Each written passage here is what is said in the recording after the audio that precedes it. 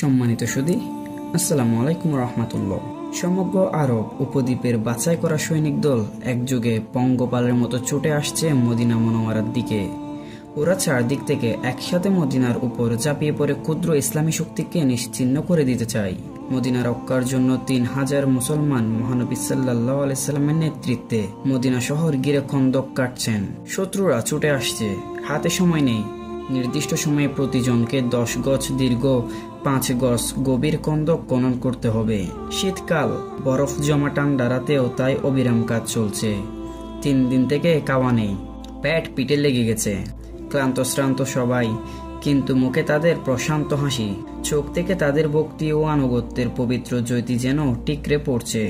ভক্তি গদগদ কণ্ঠে তারা গাইছে, আমরা সেই দল যারা মুহাম্মদ সাল্লাল্লাহু আলাইহি সাল্লামের হাতে শপথ গ্রহণ করেছে জিহাদের, যতক্ষণ তারা জীবিত থাকবে।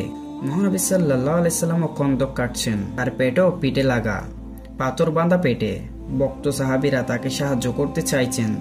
তিনি প্রশান্ত হাসিতে ফিরিয়ে দিচ্ছেন তাদের, তোমরা তোমাদের দায়িত্ব পালন করো গে।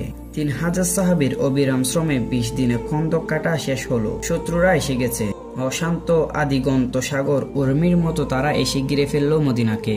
মদিনার ছানা পর্বতকে পেছনে আর খন্দককে সামনে রেখে সৈন্য সমাবেশ করলেন মহানবী সাল্লাল্লাহু আলাইহি সাল্লাম। সমগ্র আরব বাহিনী 3টি বাহিনীতে বিভক্ত হয়ে মদিনা বেষ্টন করল। উমাইয়া ইবনে হিসন ফুজারির নেতৃত্বে গাতফান বাহিনী, তোলাইহার নেতৃত্বে আসাদ বাহিনী এবং আবু সুফিয়ান ইবনে হারবের নেতৃত্বে অবশিষ্ট বাহিনী। অবরোধ চলছে দিনের পর দিন ধরে। মদিনার 3 দিক ঘিরে দাঁড়ানো আরব বাহিনীর তর্জন গর্জনে মদিনার ভূমিও যেন কাঁপছে। স্বয়ং আল্লাহও এই সময়কার দৃশ্য সম্পর্কে বলেছেন, উপর নিচ সব দিক থেকে শত্রু যখন তোমাদের উপর আপতিত হলো, যা দেখে তোমাদের চক্ষু স্থির হয়ে গেল। ত্রাসে যখন প্রাণ উষ্টাগত হবার উপক্রম হলো, আর তোমরা আল্লাহ সম্পর্কে বিভিন্ন প্রকার ধারণা করতে লাগলে, তখন মুসলমানদের উপর কঠিন পরীক্ষার সময় এলো এবং তাদেরকে সাংঘাতিক রকমের একটি দোদুল্যমান অবস্থায় ফেলে দেয়া হলো। সূরা আল আহজাব। অবরোধের তীব্রতা এবং শত্রু বাহিনীর জৌলুস ও আফাল্লন দেখে মহানবী সাল্লাল্লাহু আলাইহি সাল্লাম চিন্তিত হয়ে পড়লেন। চিন্তিত হলেন এই ভেবে, যদি মদিনার আনসারদের মনোবল ভেঙে পড়ে, যদি তারা হতাশ হয়ে পড়ে। মহানবী সাল্লাল্লাহু আলাইহি সাল্লাম এই চরম সংকট মুহূর্তে তাই আনসারদের মনোবলের একবার পরীক্ষা নিতে চাইলেন। তিনি আনসার সর্দার হযরত সাদ ইবনে উবাদা এবং সাদ ইবনে মুআজকে ডাকলেন। ডেকে তাদের মতামতের জন্য বললেন, মদিনার উৎপাদনের 1/3 দেবার প্রতিশ্রুতি করে আমরা গাতফান বাহিনীকে অবশিষ্ট আরব বাহিনী থেকে বিচ্ছিন্ন করতে পারি। আনসার সর্দারদ্বয় শান্তভাবে মহানবী সাল্লাল্লাহু আলাইহি সাল্লামের প্রস্তাব শুনলেন। শুনে দৃঢ় কণ্ঠে আরজ করলেন, এটা যদি আল্লাহর হুকুম হয় তাহলে অস্বীকার করার উপায় নেই।